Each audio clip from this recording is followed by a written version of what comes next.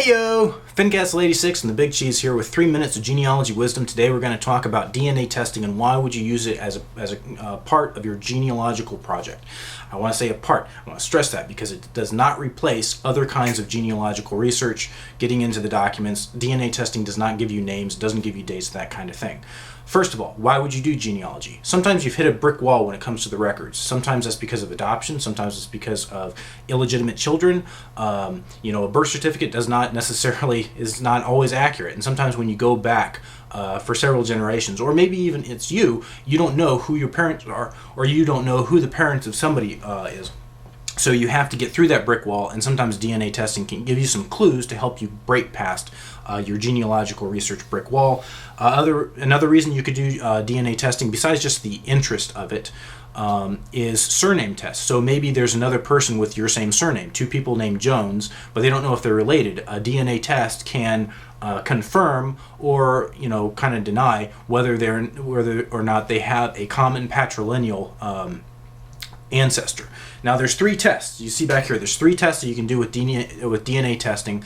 By the way, all these tests, they generally range from about $100, $200, $300. Okay, so each of these tests is a single test. You don't do one DNA test and they test all of these. So you have to do each one separately.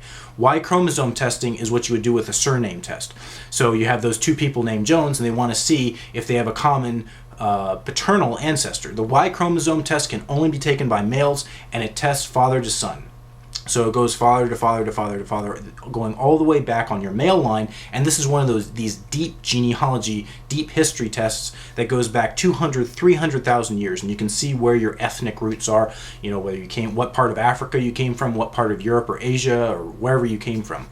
Another test, mitochondrial DNA, is passed down through the female line.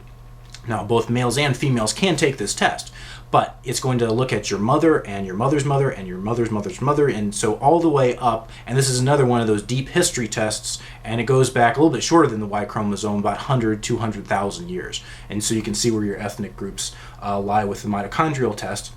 And the last one is the autosomal DNA. Autosomal DNA is a little bit quicker. It's only the past 4 to 5 generations, so you're looking at approximately 200 years, and you're going to be looking for cousins, you're going to be looking for matches. So people who you are related to, you don't necessarily know how you're related, because autosomal DNA is passed down mother to son, father to daughter, etc. There are a lot of limitations. This kind of testing does not get you medical information. It's not a substitute for usual methods of genealogical research, getting into the census records, immigration records, things like that. It's not going to give you names, it's not going to give you dates. Finally, if you're looking to confirm your Native American ancestry, it's probably not going to get you membership into a Native American tribe, because most tribes don't do membership that way. They don't look at a DNA test, and the federal government is the same way. They don't use that to establish someone's membership in a tribe.